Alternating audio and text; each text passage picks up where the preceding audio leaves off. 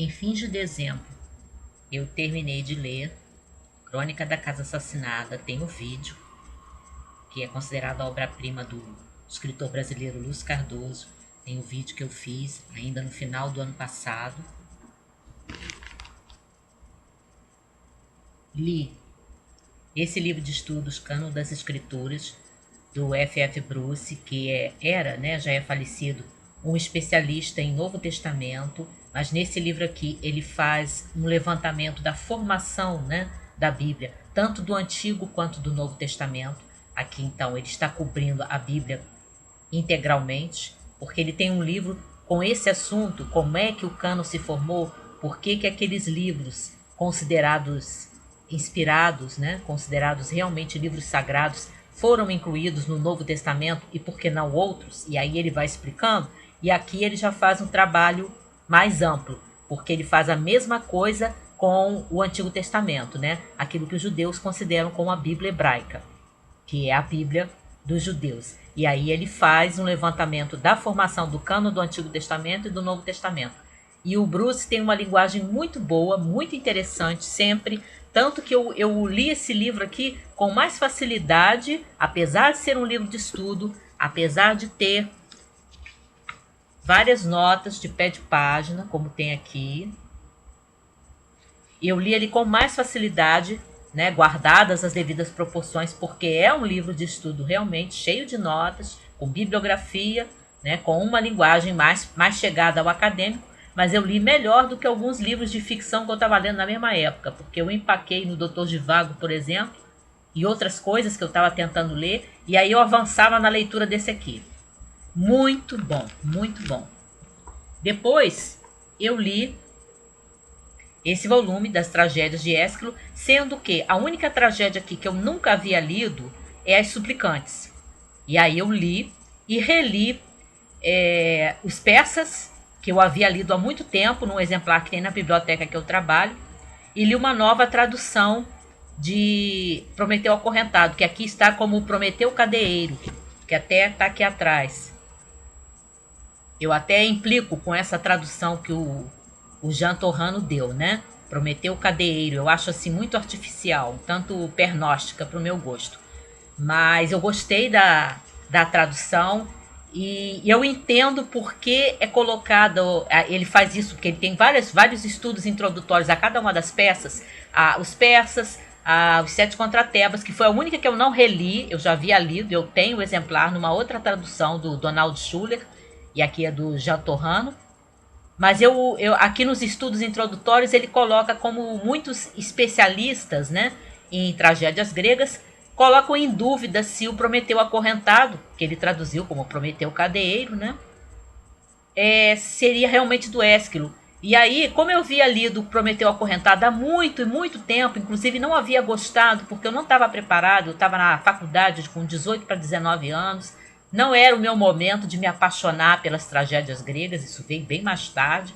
Atualmente eu amo, mas nessa época em que eu li o Prometeu Acorrentado a primeira vez, eu não gostei. E aí, relendo, nessa tradução, acompanhando as notas dele, deu para entender porque alguns especialistas dizem que Prometeu Acorrentado não é do Ésquilo. Porque quando a gente vai para as outras peças, para os persas, para os Sete contra Tebas, e muito especialmente as Suplicantes, que eu li aqui pela primeira vez e gostei bastante, a forma como o Ésquilo trata as figuras mitológicas, a mitologia, quase como se fosse religião mesmo, levando a sério. A gente sente um clima religioso muito forte em As Suplicantes. E aí você vai para o Prometeu Acorrentado, a visão é muito mais das figuras dos deuses, da forma como a gente estuda mesmo os mitos e lendas gregos, com aquelas figuras de deuses caprichosos, competitivos, ambiciosos, enfim, cheio daqueles sentimentos puramente humanos, que os deuses da mitologia grega têm as mesmas mesquinharias, os mesmos defeitos que os seres humanos, que as pessoas mortais. E aí a gente nota realmente porque é colocado em dúvida, Eu até quero me debruçar mais sobre isso mais tarde, mas dá para perceber bem que a visão de deuses em O Prometeu Acorrentado é bem diferente da visão de deuses que o Ésquilo coloca nas outras peças, especialmente As Suplicantes. Em As Suplicantes a gente tem um sentimento muito próximo de como a gente entende religião, né? Religião cristã e religião de um modo geral, como uma coisa assim bastante séria e a qual você deve, né? Deve se dedicar a figura do Deus ou dos deuses como realmente seres transcendentes, né? Sem as nossas fraquezas. E aí, quando você vai para o Prometeu Acorrentado, você encontra essas fraquezas, que é como a gente estuda mesmo os mitos gregos. Muito interessante mesmo, e gostei bastante de As Suplicantes e gostei de reler o Prometeu Acorrentado. E por último, o último livro que eu li, né, no finalzinho de dezembro, que eu até falei que foi o último que eu li, é esse do Francis Scott Fitzgerald, Pileques, Drinks e Outras Bebedeiras, que são textos reunidos, isso aqui é póstumo, né? Foram selecionados bem depois que o Fitzgerald havia falecido, é tirado de outras obras dele, inclusive cartas, né? Notas que ele escreveu, artigos curtos para jornais e tudo, e alguns que têm forma de contos, e que o tema central é realmente a questão da bebida, né? Porque o Fitzgerald bebia muito, como infelizmente outros bons escritores tinham esse vício. E o que eu achei interessante, eu destacaria duas coisas aqui. Que há alguns artigos que o Fitzgerald escreveu quando ele já estava se dando conta de como ele havia sabotado a si mesmo, né? Sabotado a própria carreira.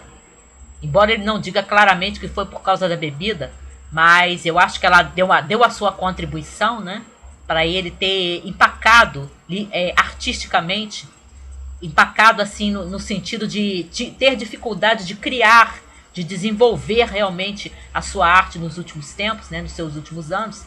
Então tem alguns textos aqui que são assustadoramente, chocantemente francos quanto a isso, né? Quanto à maneira como ele enganou a ele mesmo e como ele consegue admitir isso daquela maneira assim tão tão franca, né? De uma franqueza assim que você fica assim até você tem a impressão que você está vendo a pessoa assim psicologicamente nua, né? É bem interessante e em alguns momentos até perturbador isso. O outro ponto que eu destacaria é que tem alguns textos curtos que eu não sei se funcionariam bem como mini contos ou como crônicas, não saberia como classificar, mas são bons.